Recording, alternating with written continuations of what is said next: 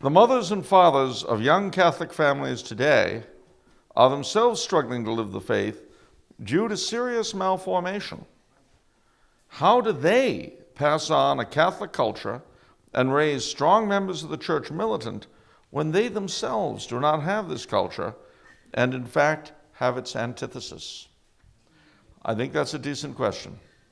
So who wants to take a crack at it? Well, as our nurturing member, Sister... The gentleman, I'm sure, has much more to say on the subject. Gentlemen? Sister? Oh, everyone's looking at me. I do have an answer for it. I will speak to it, but you go first. Well, first of all, fides est initium salutis. Faith is the beginning of salvation. So you have to train your intellect in truth. So the fundamental truths of the faith and whatever truths pertain most to your state in life, know. Strive to know them and learn them from somebody who does know them.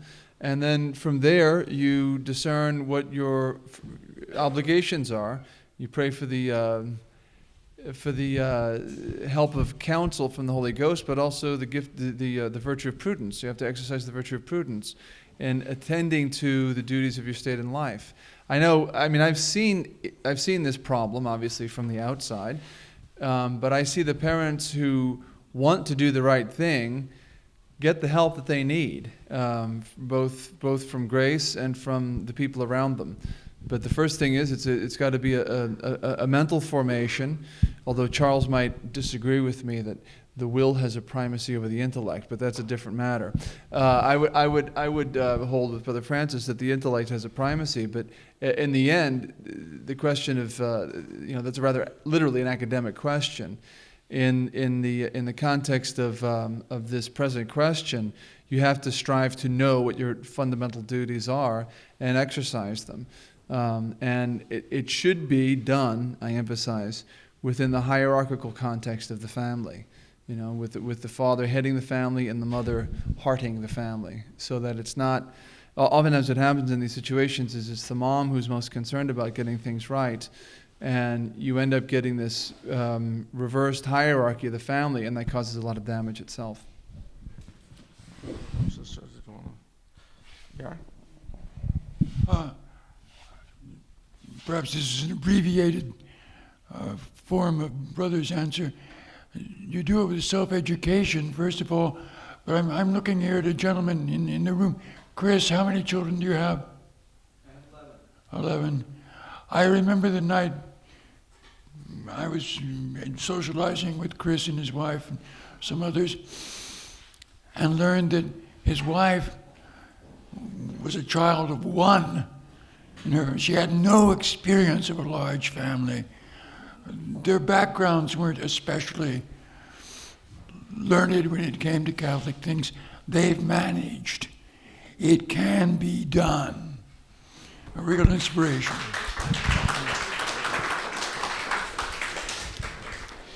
Well, I would second that myself. I have no children of my own, for which the world is grateful. But my brother and his wife, my sister-in-law, saw fit to bless me with 10 nephews and nieces.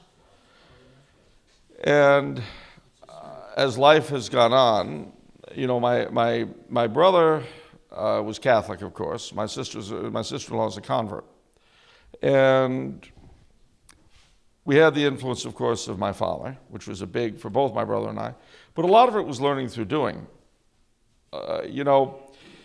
Especially, understand we live in Southern California, which, unlike Richmond, is an island of Catholicism. And so, as a result, it will always be a struggle, all right? It requires everything out of a set of parents. It certainly required everything out of my brother and sister-in-law. They've homeschooled, because my brother and I are both veterans of the LA Archdiocesan school system. So, of course, they were homeschooled. But to answer your question, it has to be done on the fly, but you got to remember something, too. It's not like anybody's ready-made at this. Ask any successful married couple, how did you plan to do it? And they'll look at you and say, planned? If you've got the right values and you're striving to do the right thing, yeah, you'll have problems. Yeah, you'll make mistakes. Sometimes pretty grievous ones. But if you're pushing on and you're trying to do the right thing, something decent will sooner or later come out of it. How do I know this? The only reason I could be here tonight is because my nephews are looking after Brother Len and Mary in the hospital. He's no relation of ours. He's no kin of ours. But they know from their upbringing that it's the right thing to do. I don't have to pay them. And I really didn't have to ask them. It's just the way these things work if you put your heart and soul into it. But I'll close on this particular note simply by saying that my father told me something years ago, because, when they came out to L.A., my dad soon realized he wasn't going to be able to support us acting. And so years after that, I said, Dad, did it hurt you giving up acting? Because he loved it. He was very good at it. And he said, son, the greatest role I've ever had was your father to you and your brother, and husband to your mother. Now, mutatis mutandis, each of us in our roles, because not everyone here is a radio actor, but each in your own role, however you see it, you put them first. If you're a husband and a father, you put the kids and the wife first. If you're a mother and a wife, you put the husband and the kids first. And above and beyond everything, you never forget that you've been given souls by God to try to guide to the best of your ability to salvation. That's what they have to keep in mind. Your children have been given you as a gift by God. And you have the obligation to do your part, bearing in mind that it won't always work and they have wills of their own, to try to bring them to God.